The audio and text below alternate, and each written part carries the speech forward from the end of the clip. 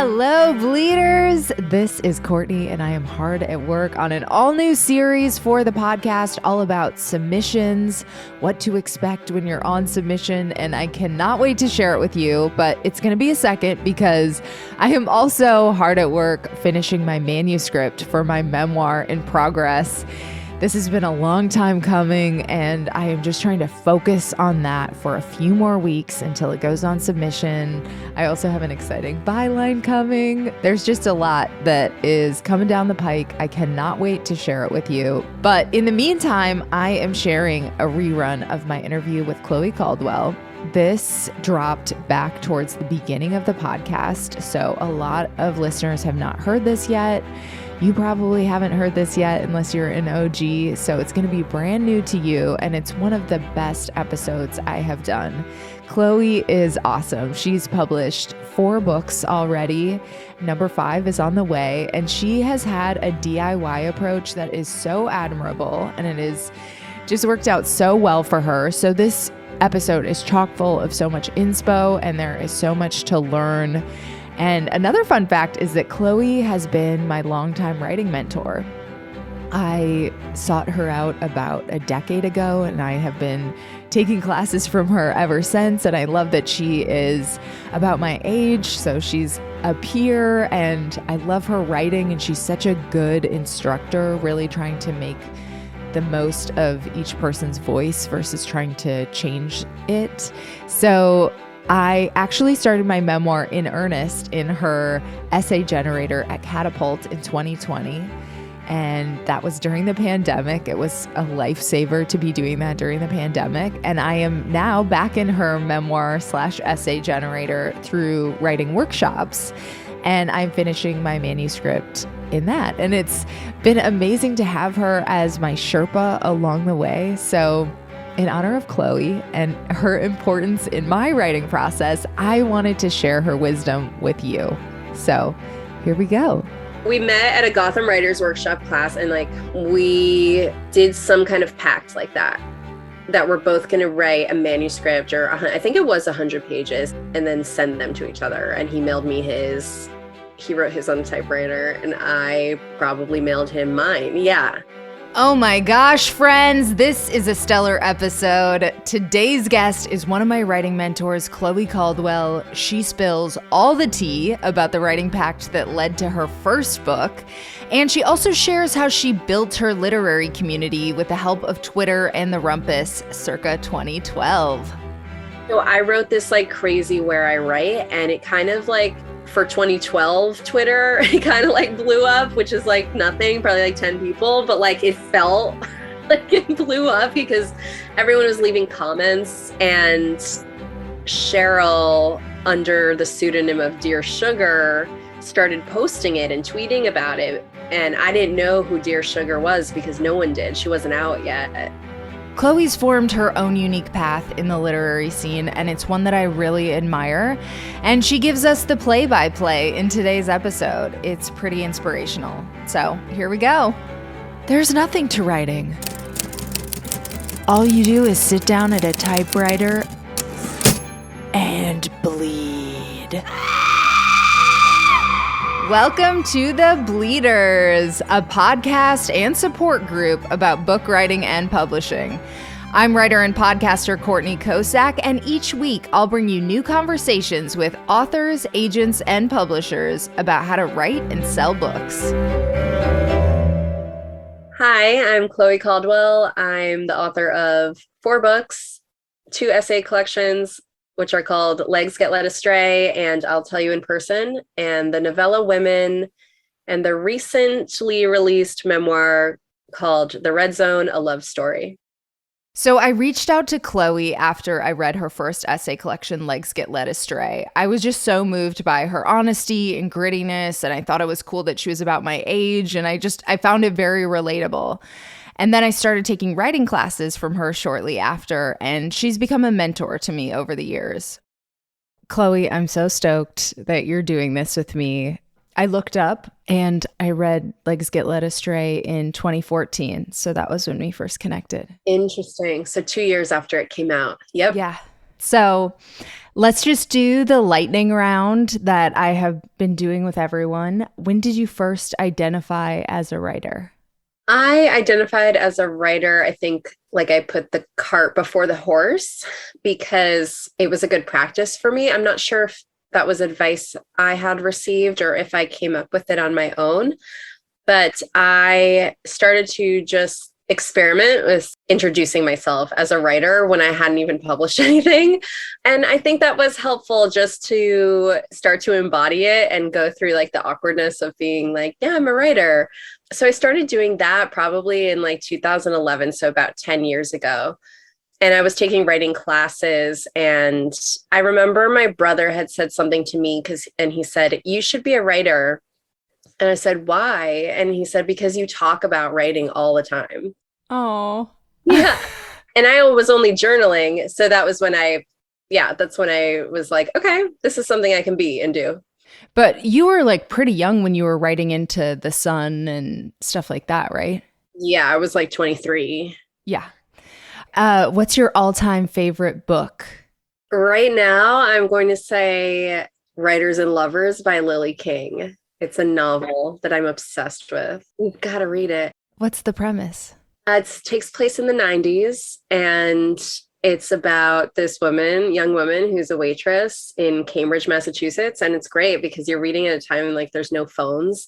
And her mom has just died, and she is trying to be a novelist. And she's like living in this little shed and dog sitting and waitressing. And it's just about finding really your voice, like as a woman. She has a lot of men in her life, and she only knows about male writing. And it's been a minute since I read it, but it's basically just her trajectory. And then like it's very subtle, but it's like all the things that men say to her. The opening scene is like she goes outside and her neighbor says to her, oh, you've been writing? And she says, yeah. And he says something to the effect of, it must be nice to think you have something to say. And that paralyzes her, just having this comment. So it's really just like this male dominated world and this woman becoming a novelist, waitressing, dating various people. It's fantastic. Oh, good rec. What's your dream writing routine? In a cabin in the woods. Does everybody say that? A cabin in the woods where I can go on long walks. I'm a get up early person. So I would get up early, let's say like 5. Let's say I would meditate and do yoga and then get some caffeine and start writing. And then at 1 o'clock or something, break and eat something and go on a walk and then read and watch movies at night. Are you by yourself? Totally. Yeah. So you're like binging. This is a binge session in the woods? Yeah, it's a binge session in the woods. Yes. Ooh, I like that one. What's the real writing routine? I don't think I have a routine because I don't like consistently write. And like I've been able to be productive that way. So I sort of believe in it, right? It's like I have 4 books out. So I think that works for me. I write when I have an idea or I'm excited about something's on my mind, or I'm working on a project, right? Like a book that I may get published and might not, but at the time I commit to it. And so when I have something I'm working on, I definitely am writing more regularly. Otherwise, these days, I'm probably just writing if I think of a pitch or think of an idea for an essay. But then let's say I start writing, a book, then I'll probably get more into it and have a little bit more of a routine. Like I definitely think that it's great to like touch the work every day, as they say, but I definitely don't do that. Okay, lots of questions, but we'll talk about the book writing in a second. Are you still an avid journaler? I know you were at the beginning of your career. No, I'm not. It sucks. I used to journal because I was in motion, like I was on the subway or the bus or the train or at a cafe, like walking around, in a city or whatever. And now, probably pandemic a little bit and getting older and stuff, there's like less to journal. I feel like you journal when your life is like really unstable because you're like, life is always a crisis in your 20s. And now that my life is like stable, I feel I don't go to the journal as much as when I was like in despair. Uh-huh. I still think I would love to start waking up and journaling, and I know that's really helpful. But I would probably be doing it more for like mental health reasons. Yeah. That's like your 30s, right? Your 30s compared to your 20s. So, but at the same time, I'm like, that's okay. That's okay to like not journal. And I have boxes and boxes of journals. I'm like, I can't keep making these. So once writing turns from like a hobby-ish thing or like a passion hobby to like your job, you kind of stop Yeah. the part that got it to be your job, which is kind of crazy and sad, but I think it's common. Yeah, totally. What's one piece of writing that makes you jealous you didn't write it? Um, Probably the novel I said, Writers and Lovers by Lily King, and also the book Motherhood by Sheila Heti. I also really like Sharon Olds' poetry. She has one book called Stag's Leap that I think is really beautiful. It's this purple, like slim book, and I believe that it was named after a wine, Stag's Leap. And it is different poems. I want to say that they're about grief, and the narrator's father had passed away, but she's also like she's very funny and just really, really lovely writing. Oh, nice.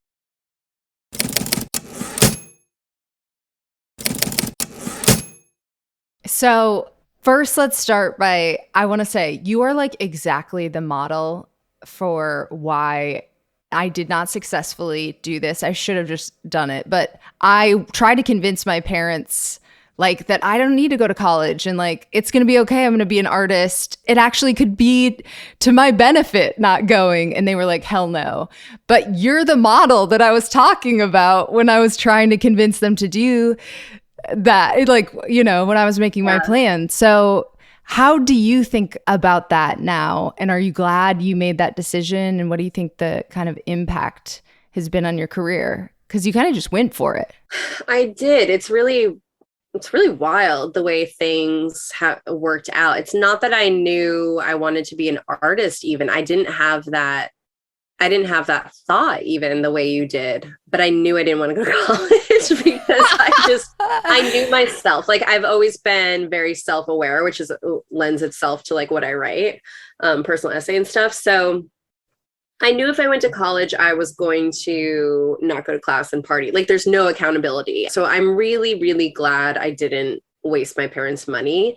I really don't see a world where I got to college and I was like, I'm academic. I love that. And like, did well. I also couldn't get into college because I was such a poor high school student. So I would have had, if I really had cared, I could have done like, and I did go to community college very briefly, but I could have like done 2 years of community college and then gone to another college, but that wasn't what I wanted. I was very interested in the real world, whatever that meant to me at the time. And what that meant to me at the time was like living in a city and working at a coffee shop. Like, I just thought that was the life, you know, that's what I wanted. And I knew I wanted something. And then as the years went by and I was like 19, 20, 21, I knew I had to like express something and I didn't really know my medium. And I tried like different types of, I don't know, like drawing, right? And collaging, different things, trying to like find my thing. And then once I started taking writing classes, the response of the class and the way they reacted to what I had written with these really strong responses of positivity, like they were very moved, I think got me like, oh, okay, maybe this is it. So I think for me, college was not the right decision. I mean, I think even high school wasn't the right decision.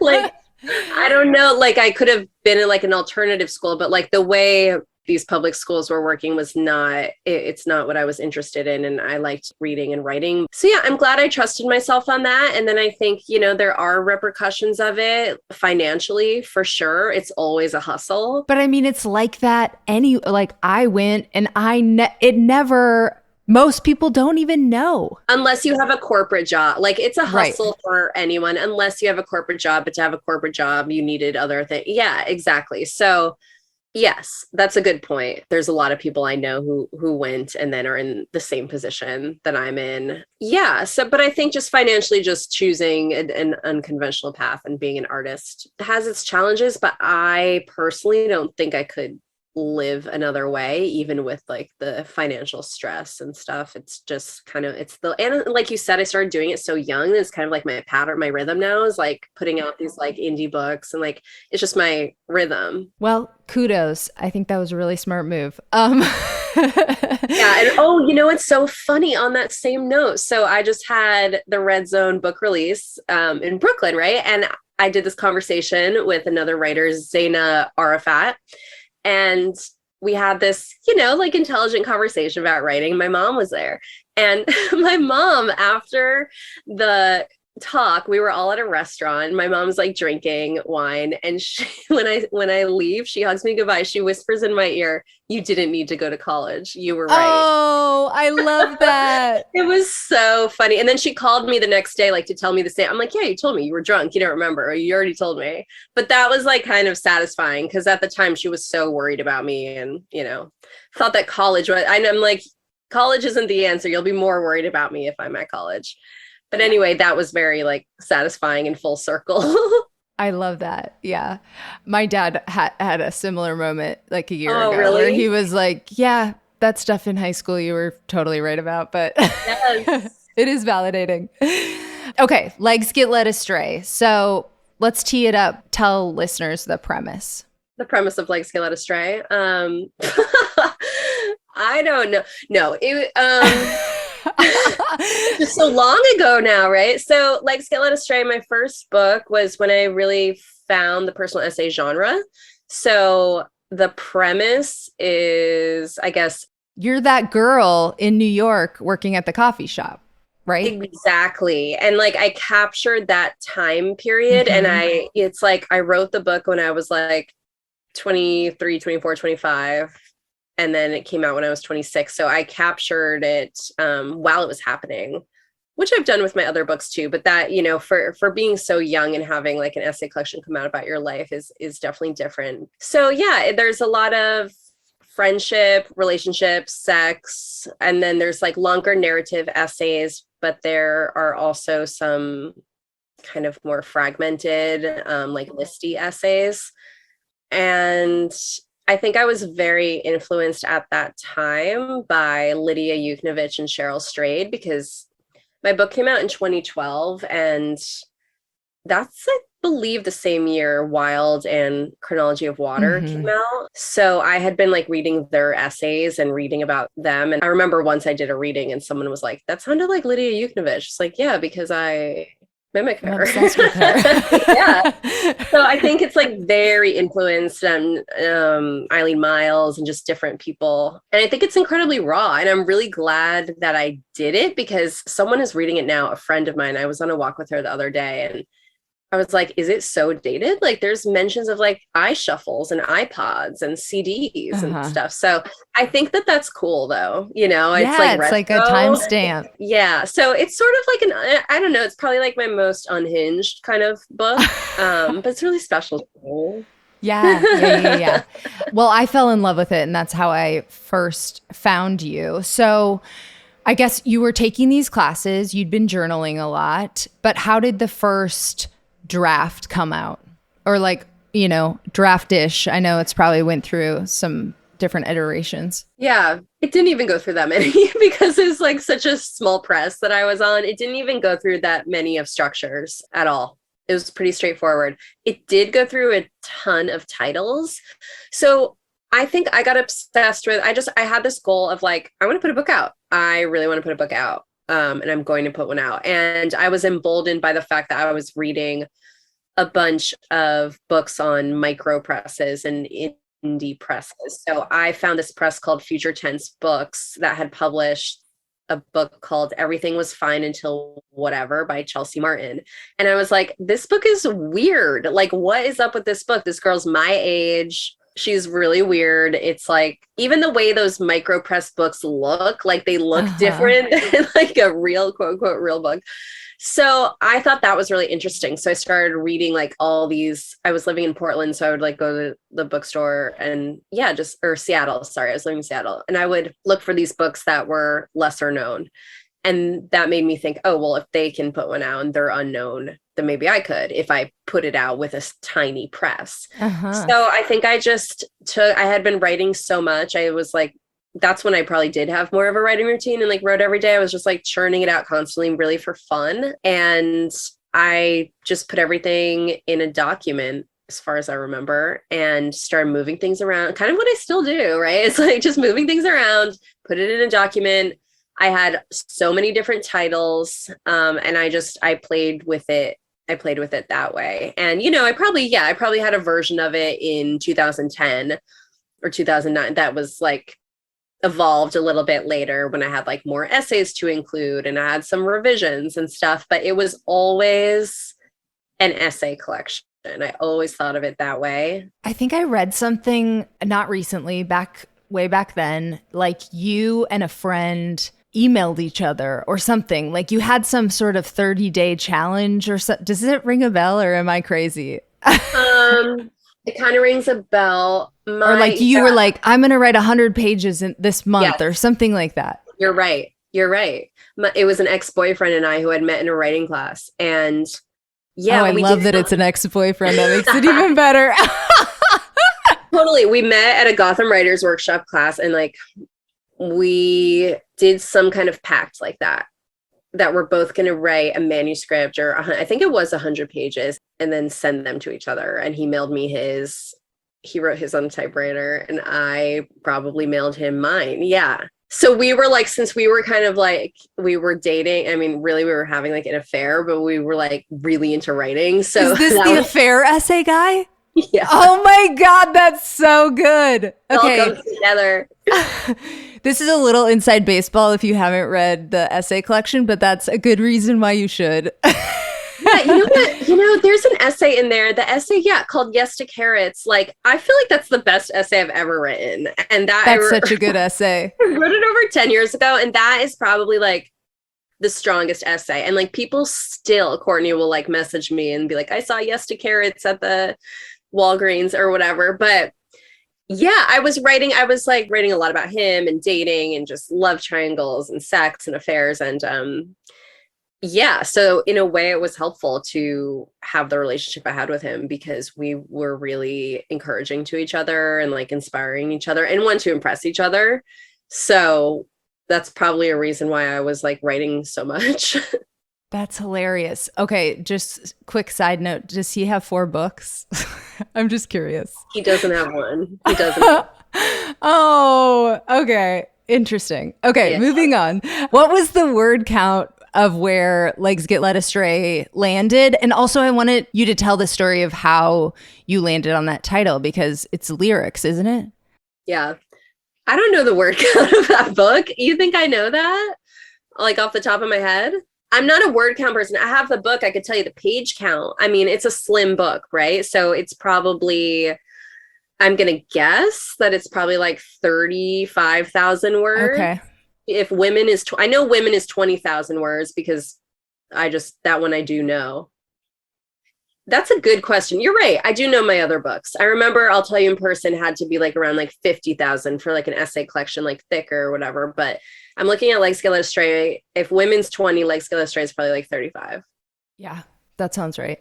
Yeah. And they probably didn't care. You're right. When you went to that indie press, they probably they don't care about word. They don't care about word count. I mean, it's cheaper for them to print less, right? Like that wasn't a thing with that book because it was a micro press, which is great. Like that was really helpful. Otherwise I wouldn't have that book out. The title, I had some really bad other titles like Bob Dylan lyrics. I'm like, God, I don't even remember. But Legs Get Led Astray was from a song I loved by the band Acaville River. They are from Austin, Texas. And there's like this whole passage about change and things changing. I don't know. And Legs Get Led Astray was in this section of the song that I loved. And I think I probably had it as an epigraph first, and then it just really stuck and I really liked it. And then I think it was my publisher back then who said like, and I've carried this with me. It's like, think about it as an acronym too, because people are going to be shortening it if they're writing reviews. And we were like, it was like LGLA is actually really good. And it was like, okay. So it stuck. So landing the press, did you just cold query them? Did you know somebody? I cold queried, but I had done my research because, like I said, Chelsea Martin had been published on it. So I like went to the website and looked at all the other books, and I still do that to this day. But that was how I was like, okay, this seems my speed. These are Uh-huh. like, maybe not, they're not well known writers, and some of them are young, and it's usually like their first book. And indie presses have the liberty of putting out more edgy stuff and less polished and more raw and stuff that mainstream presses wouldn't go for. So I did cold pitch, and I didn't even think about, me, I'm like not a pitcher. So I was like, I didn't even think about the words pitch or query, honestly. I just wrote the email. And what was interesting about that, I think I sent the email in like 2009, and the publisher there said, oh, this is cool, but we have like a bunch of books lined up. So it's probably not for us right now, but keep in touch. And I was like, okay. And what ended up happening, thank God I had sent that email, because what happened was it was either a year later or 2 years later, he reached out again, or he Oh. reached out rather, and said, hey, do you still have that essay collection? And I was like, yes. And I always thought, I don't know, I always thought it was maybe because I had started publishing a lot more. I was like writing for the Rumpus then, and like Yeah. Cheryl Strayed was starting, she would like kind of post some of my stuff. So I was like, I wonder if that's like energetically, maybe like he saw something on the Rumpus. I was like, oh, that's the girl who, I have no idea who she is, but he said, do you still have it? I said, yes. And he said, can you send it to me? And I sent it. And luckily I had been working on it for the past 2 years. So I actually had like a better version to send. So I sent that, and then they took it. Nice. When did you make the Cheryl connection? Prior to even your first book? Yeah. It was before Legs Get Led Astray came out. 2012 was a really big literary year for me. And I miss that year. I just miss like culture. I miss everything about 2012. I don't know if you have years like that where you're just like, that was like a cool year. Yeah.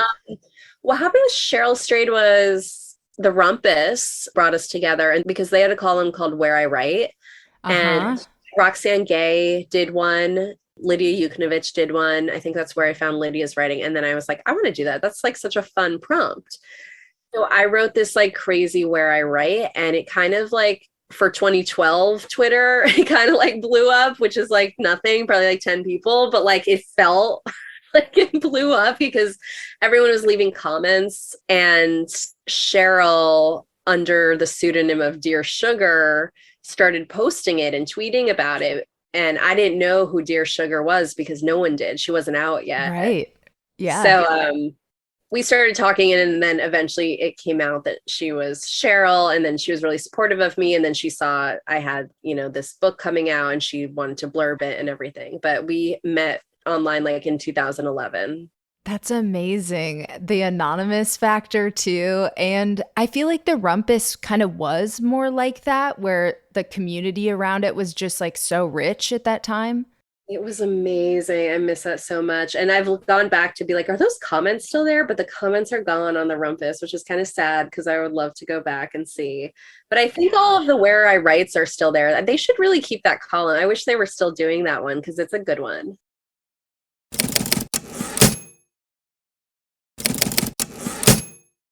Okay, let's talk anthologies for a second, because I think you've said in class or at some point that like contributing to anthologies was a boon for you in your early career. And so were you doing that before Legs Get Led Astray or during? Yeah, that's a good question. Nope, they started after Legs Get Led Astray. And again, this is where I think publishing online is helpful for people to find your voice and your name and like what your deal is, because I think the first anthology I was in is Goodbye to All That, which was edited by Sari Botten. And she reached out to me and solicited me for it because she saw something I had written again on the Rumpus about New York City. And this was an anthology about leaving New York City. So it was kind of the perfect fit.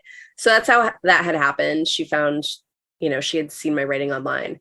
I think I also submitted to some, like if I ever saw a call for anthologies. I love that because, yeah, I'm sure I've talked about it in class, but it's just like you're given this gift of a theme and a deadline, which is a gift.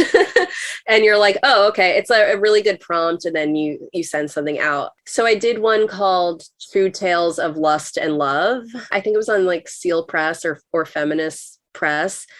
And I connected with that person again from writing online. I wrote for this like addiction website called The Fix, which still exists. And the editor there was doing an anthology. So it's really like, it's all just communication and like getting your stuff out there and like, meeting people online, I guess, and publishing online. But what I loved about that, actually, about both of those anthologies was that they also did events for them. So then you would be able to like go do a reading. So they're great if you haven't published a book, but you want to get published, and then maybe you can do a reading. And then at the reading, you meet other writers. So it's like you have to just continually be doing things because you never know how that energy exchange is going to, work for you later. So now women, what's the premise of Women? The premise of Women is kind of a stark story with a lot of white space and Elysian, and it's an unnamed narrator who moves to a new city. It's also an unnamed city, and thinks that she knows like her sexuality, and then meets someone who makes her question all of that. And then from there they have an affair that is like really sexy and really romantic and beautiful and has a lot of toxicity to it at the same time. So it's really like a portrait of obsession. They both become obsessed with each other, but they're really bad for each other and they're not ever going to be able to work in the real world. They also have a 20-year age difference. Okay, so autofiction novella, you said 20,000 words. Obviously, the premise came from life-ish, but like, when did you decide to start writing about it, and what was the process for that? I wrote that book so quickly. I mean, it's short, right? So of course you're going to write it more quickly, but I feel like I started that book in fall of 2013 and it was published in fall of 2014. Just Ooh. really fast. Like it's faster than like Scarlet Astray. I really churned that out. Yes, is definitely based on real life. And I think like, I don't know, just having a heartbreak like that where like you really think you're going to die. I don't know. Once I started writing it, I was really into it. And then I had some ideas like of a vision of like the style, and I knew I wanted it short. I really liked Bluettes by Maggie Nelson, just maybe cliche, but it's helpful for me to have a vision of what I want my book to look like. So I was like, okay, it's going to be short. It's going to be slim. It's going to have a lot of white space. It's going to be the same length as Bluettes. So just to have some kind of idea of what I was going for was really helpful with that book. And then at that time, I had never really read novellas. I don't think so. I started getting tons of novellas at the library and reading them all the time. And most novellas are about like these obsessive relationships, which is interesting. So I was reading novellas, writing this novella, and that's how it came to be. You knew you wanted to do small press going into it? Or that's like kind of the option with a novella? Maybe. Yeah, I think so. I think I was open. I didn't have an agent, I didn't have an agent still. So you can't really bring it to big presses without an agent. And I am friends with Elizabeth Ellen, who runs Short Flight, Long Drive books. And this is really eerie, but Chelsea Martin and I go to all the same presses like within a year of each other. So she had just put out a book by Chelsea. We're like on the same rhythm. We always put books out in 6 months from each other. Now we're on Soft Skull together. It's so weird. So I just liked what Elizabeth was doing. She was doing a lot of cool books. She was also a friend. And the reason I connected with her and her press for Women was actually we took a trip to Jamaica and we all like read each other's work. Chelsea was there. It was like kind of a loose workshop. And I had a version of Women, which was 20 pages. And it was called Roller Coaster. And it was just a draft. And Elizabeth really responded to it. It gave me amazing feedback and was really into it as a project and really helpful. So I sort of asked her when the book was done, I was like, I think you should publish this book. And then at first she told me to go to a bigger publisher, but I was like, no, I'm good. So did you ever write it as a nonfiction first? Was that Roller Coaster? Kind of, maybe. Yeah. Okay. I think I probably did. You weren't like instantly like, this is autofiction. No, I don't think I was instantly like, this is autofiction, but I knew it wasn't essays and I knew it wasn't a memoir. I was writing it with like those short prose with asterisks and stuff. So I sort of had this style of it, but I think it was more nonfiction-y at first. And then once it got bigger, it started to be a little more like experimental and change things around, bring in some imagination. And then I think once I started working with Elizabeth, who writes a lot of autofiction, she really encouraged me to do that and kind of showed me the way. And then the response to that was awesome, right? It was like an indie darling. Yeah. I don't know. I mean, my perspective is different, of course, because like when it first came out, I remember being on tour with some writers and it was really quiet around women for a while, but it has such longevity. I get messages about it probably every week, and it came out in 2014, and I think that that's unique for a small press book. So yeah, it just had this like steady thing. Usually with a book, it's like the first 3 months are busy and everyone's reading it and buying it. And with women, it was like the first 3 months were quiet and then it just exploded. And I think that was also when it had a lot going for it. It was when celebrities were starting to post pictures of books, and people really liked posting the book because, I mean, they liked the book, but also the way it looked was so kind of mysterious and like became a thing. So like, yeah, Zoe Kazan posted it, Lena Dunham posted it, I think Emily Ratajkowski, whatever, posted it, and Emma Roberts. That's a lot of celebrities to post a small press book. So yeah, it has longevity. I'm not sure how well it's holding up because things are really different now. And the way you write about like LGBTQ things are different. So that's very interesting to me. But again, it's like with Legs Get Led Astray. I'm glad that I captured what it was like in 2014, even though things are wildly different now. Yeah, totally. Yeah, it was like a sleeper hit then. I think it was. At least from my perspective, it was.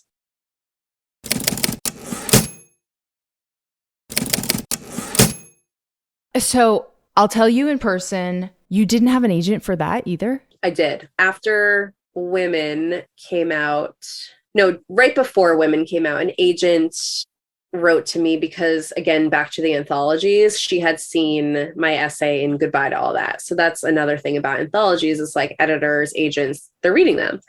So she had reached out to me. So she didn't work on Women, but we did start working together. So after the stuff with Women, like the initial stuff died down, she really encouraged me to do another essay collection. And yeah, I worked on that for about a year. I don't know, a year, 2 years. I had already had some of the essays written and published, so it was a different experience. The other 2 books were more like from scratch. So I had maybe like, I don't know, a quarter of I'll Tell You in Person ready. And then from there, it was really conceptualizing it, thinking about themes. Yeah, that's kind of a quirky book too. And I think I'm good at finding the right homes for my books because I ended up with Coffee House. And I did have an agent and she really wanted to sell it to a big 5. And of course I did too. But I felt really rushed with that book. And I knew it wasn't there. It could have been there maybe 2 years later, but it wasn't there. And I went on a bunch of meetings with all, the Random House and Riverhead and all of these places. And I got some amazing rejection letters, which I think you've read, but ultimately no one wanted to buy it. And then what was happening during that time was that Emily Gould and Ruth Curry were starting Emily Books, which was an imprint at Coffee House. And I was out to dinner with Emily and she said, "Why didn't your agent submit it to us?" And I was like, "Oh, that's a really good point." So we submitted it to them and then they made an offer. And Yeah, it wasn't tough for me really, but there was a little pressure from my agent of like, what if you keep making it better and then we go back to the bigger? And I'm like, I just don't think that's wise. They can still say no. I don't know how much better I'm going to get it. Like Uh-huh. I think this is it. You know, it is what it is. And it's kind of a quirky essay collection. It's kind of random in some ways. It doesn't have like a huge overarching thing. So I thought the best decision was to go with Coffee House. And, you know, Coffee House is just so great and so legitimate, and they've been around forever. They do amazing work. So when I was telling people, they're like, Coffee House? It's crazy. So I went with that. And I'm so glad I did. They were an amazing publisher to work with. Fill everybody in on where you landed on themes and stuff for that one. And did you have those, I guess, how much changed during the editing process? Yeah. What was helpful to me was working with a subtitle, which I think we've done in our classes, or I know we've done. So I had a subtitle that was essays on intimacy and identity. And that guided me, like something as simple as that. I'm like, okay, these are what the essays are on. So how can I build those themes with each essay? So that was helpful. And then honestly, working with editors is helpful because they gave me feedback and places to develop, places that were weak, maybe places we needed to add a new essay. So I did write some brand new essays for the book as well. Okay, so Hungry Ghost, one of the key essays of that book, you have like a real celebrity, but you just call them celebrity in the book. And I guess, how did you come to that decision? Yeah. I looked back at an old draft of that, and I had used TV star throughout, and that was too distracting. I don't know, using the celebrity, I mean, everyone knows who it is now, and I knew it was like one of those things where it wasn't really a big deal of, it wasn't trying to protect who it was just more maybe of a literary device of like making people wonder, which is kind of fun, and people did, and then they can project. And it's kind of like what I did with women, right? It's like, if I don't name the city, then everyone's going to think it's their city. So I thought that I don't know, I just thought that was fun and maybe respectful to the person to not like be repeating their name throughout. Totally. And the Music and the Boys essay. So I know you had to do a little research into your past for that one. So how did you approach that? Yeah, that's an example too of what I was saying before of new essays I had to write, because that was the new kind of big essay I had to write to connect some of the dots in the book. So that was fun. That was a fun challenge. I use music a lot for memory. So I was writing about the 90s, and yeah, it's true. I mean, I've written a lot about my 20s, but not so much as being a teenager. So I was a little foggy on that. And also, like, when you smoke weed as a teenager, you like don't remember shit. So I used music. I like pulled up Spotify and was doing like all, like, I went to like the exact year that I was writing about, which I think was 1999. And so I would go like, okay, all the 1999 hits or whatever, and I just put them on as I was writing. And that really helped because music was such a big part of my life back then, and like the radio, right? So that was really helpful. Thinking about like what was on TV at the time, like MTV and Behind the Music, Cribs, all those shows. And then I reached out to people, which is probably not for everyone, but I didn't have a problem doing it. I wrote an email to, there's a friend in the essay named Nat, and I wrote to his parents. I asked them like what they remembered, and they weren't that helpful. They were like, I can't remember if I like almost got a good detail from them, but not quite. And then I asked my own mom for some reflections. Did she have good stuff? She had a couple things, I think. Yeah, she did. She did. And those journals, did they come in handy? The journals come in really handy. The journals come in really handy for teenage stuff.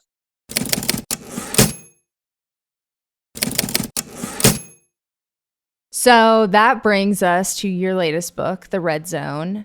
The premise of that book is?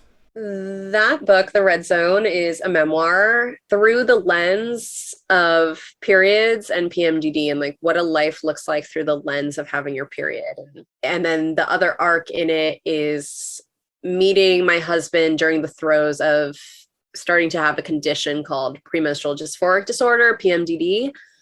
I did a podcast on like public radio, and it was an amazing podcast, Courtney. And then I listened to it and they called it premenstrual psychotic disorder. Oh Twice. my God. Twice.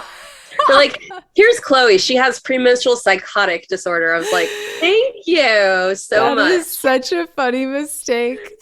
Like, tell me what you really think. I thought you'd appreciate that. So PMDD is really severe PMS. So it's really about learning to trust, learning to love, learning to grow, and then reflecting back on periods and hormonal changes, and how to be in a relationship when you struggle with severe PMS or trust issues. Yeah, it's different. It's kind of hard. It's not that it's hard to explain. It's just, there's not really books of that genre. So you could call it, you know what people have said that I'm like, oh, that makes sense, is a menstrual memoir, which I like. We talked about it a little bit on Private Parts Unknown, but I love the decision to braid it. So you started with like an idea to do a year in the life of a period, and then you wound up braiding in all this like relationship stuff and what it's like to be a stepmom and the stuff with Tony. And I love that decision. How long did it take you to get there? Like 4 years, 5 years. Now, of course, like your book comes out and it seems upfront. People are like, cool, good book. You're like, yeah, they didn't just come out like that. Isn't it wild?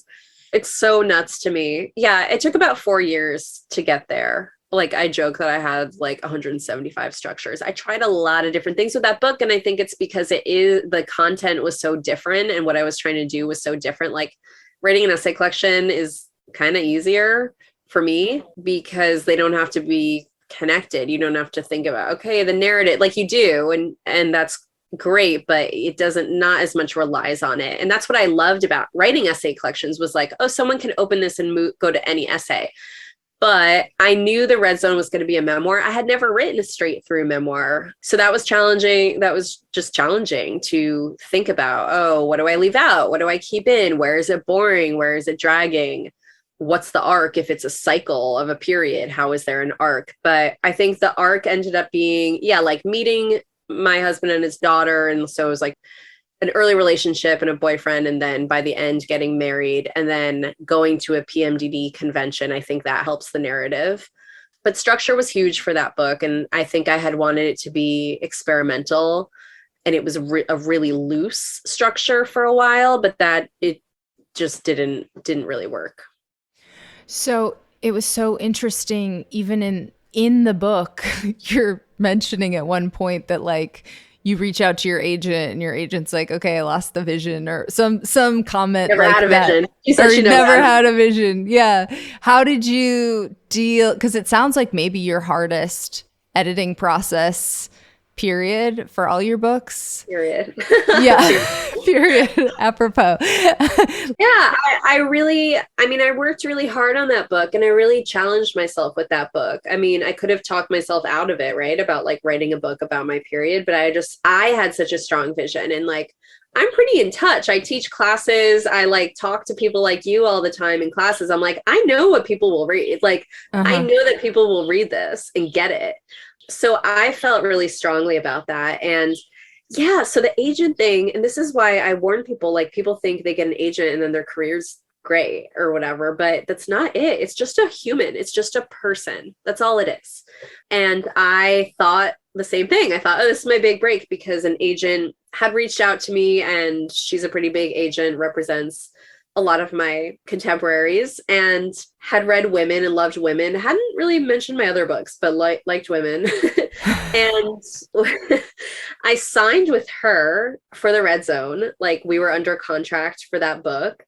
I'm not sure if she thought it was going to be more scientific or academic or what she thought, but whenever I emailed her or sent her questions or checking in or like whatever, she like wouldn't really get back to me for a while. And this went on, let's see, I probably signed with her 2017 and I think we were done by 2019, but that's a long time. And it affects how you feel about your work because this is the person who's supposed to be cheering you on. So I had sent her a draft of the Red Zone and I was waiting and waiting and waiting for her notes and waiting and really excited. And finally it's like a Friday at 6 p.m. and I'm like, do you have the notes? And she said she'd get them by the end of the day. She said, yeah, I'm scanning them in. And then the notes came in and there was like 5 notes on like a 250-page manuscript. There was just nothing. And I couldn't believe it. I couldn't believe it. And from there, I just thought, again, it's so hard to make these choices as a writer. You're like, oh, should I hang on? This person's going to get me money. You know, I should like, maybe I'm just a shitty writer. The book's really shitty. But I just didn't feel like, I felt like something was being unsaid. So the great thing about agents is that you can end your relationship with them really easily by putting it in an email, putting it in writing. So I emailed and I said, I don't think this is working out for me, but thank you. And then she admitted, yeah, I didn't have a vision for the book. And I was like, why did you tell me? I was thinking, why didn't you tell me that earlier? But ultimately it worked out better that way, because then I was able to like free myself from someone else's judgment and opinion and just do what I wanted to do and then find an editor, which was really what I needed. I needed more of an editor than an agent. And your editor from Soft Skull was like totally on board with the vision. Yeah, I mean, that's the second person I submitted to, and it was accepted. So that's all you need is one person that understands the vision.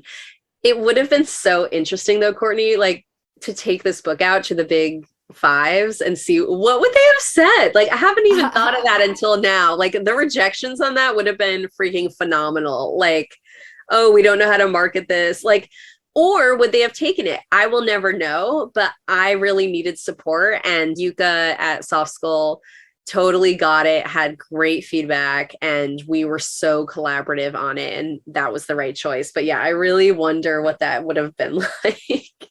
Well, I think you might like created a little bit of a template. Like, honestly, even with my own like ED kind of stuff, I've been like struggling with how to put that in a book. And I'm like, oh, that's such a good example, Chloe. You know, like you probably will start a trend. Then they'll totally know how to market it. I hope. Yes, exactly. Okay. So we talked about your agent journey. Audible, you voiced I'll Tell You in Person, but not any of the other books. How was that determined, and what was that like? Oh, that's an interesting question.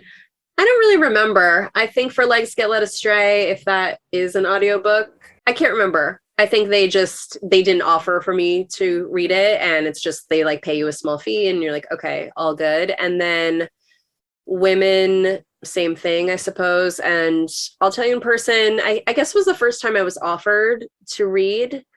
And I said yes for the pay. It ended up being kind of a pain in the ass. For me, it wasn't really worth it. I know people say like, oh, I love when the author reads it.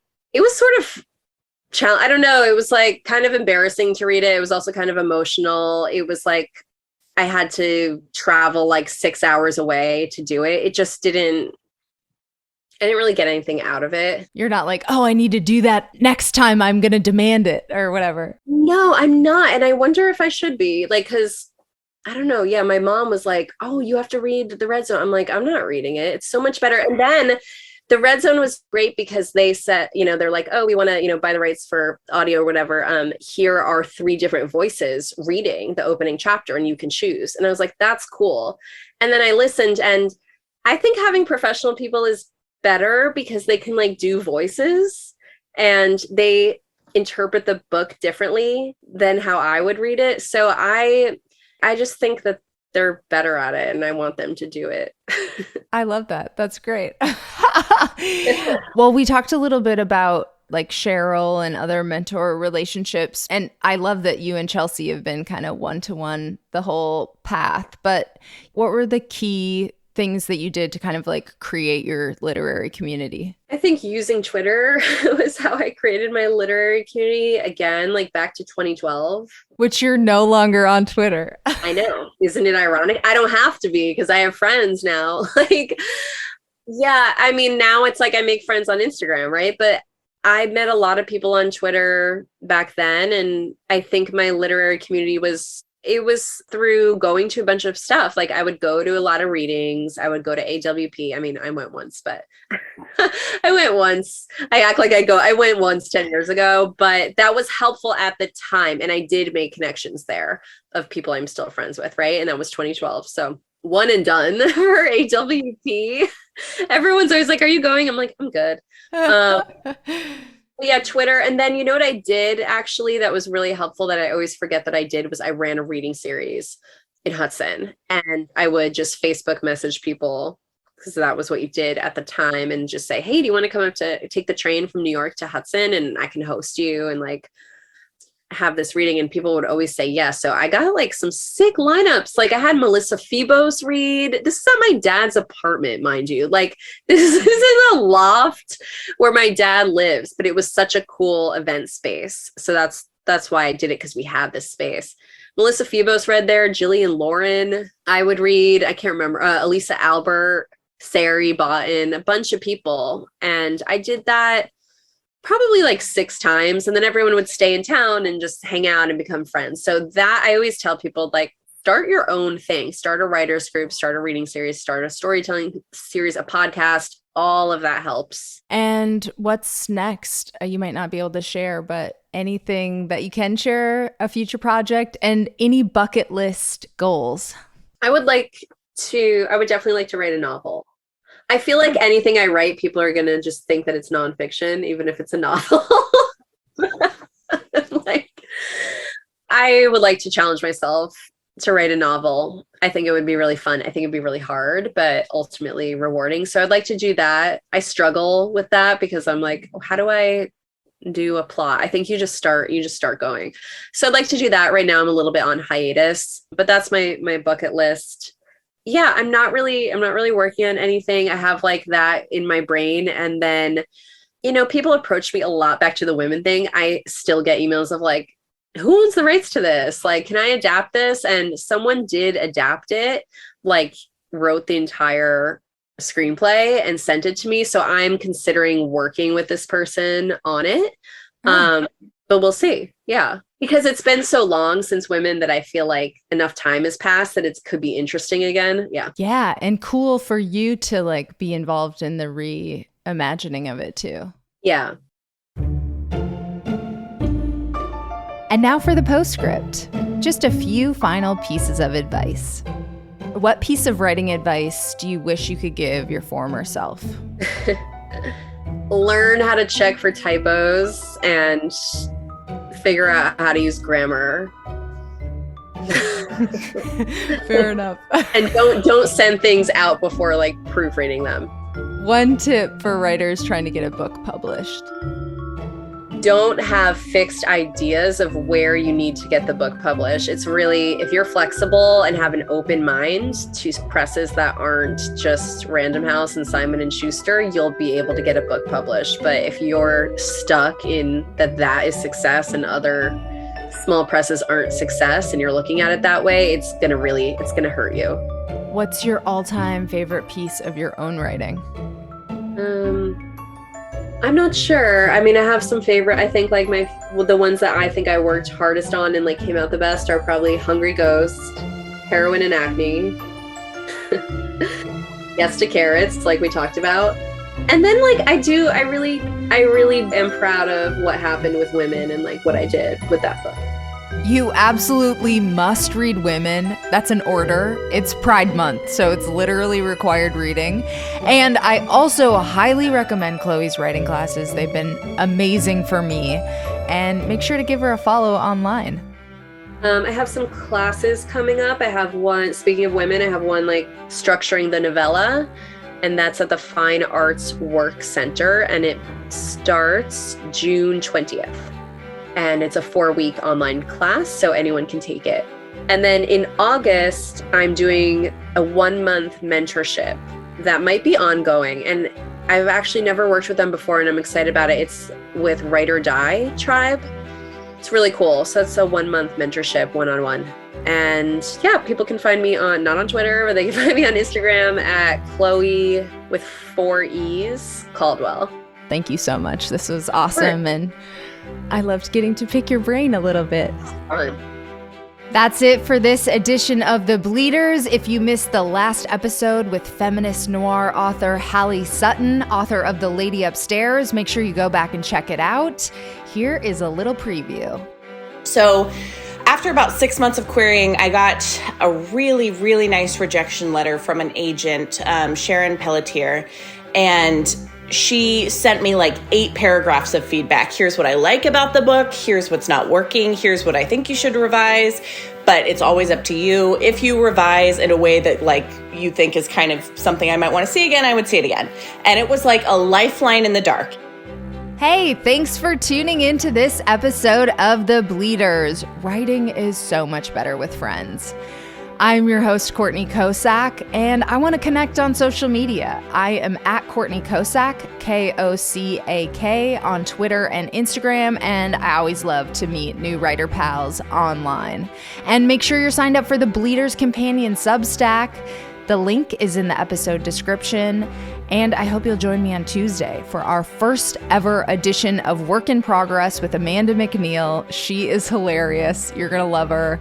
And in the meantime, happy bleeding. Hello, Bleeders. Just one more thing before you go. I am teaching an upcoming workshop through Write or Die magazine and Chill Subs. It is on October 14th. It is called How to Build a Platform for Writers Who Shudder at the Thought, which has definitely been me in the past. But guess what? I figured it out, and I now have a pretty decent, pretty solid platform that even my agent has been like, yes, you got a good one. So, of course, there's always room for improvement, but I want to help you build a solid platform, and I want to help you do it by leaning into your joys and strengths. I don't want you to feel overwhelmed about it, and I want to teach you everything that I have learned to make the process easier. So I hope you will join me. Again, it's on October 14th. We're going to spend 2.5 hours together. It is going to be recorded if you can't make it in person. And then afterwards, I send out a PDF to just make it super duper easy for you to follow through and actually put your plan in action. And it's just $65. So there is a link in the description for more info all about how you can join me for How to Build a Platform for Writers Who Shudder at the Thought. I hope I see you there.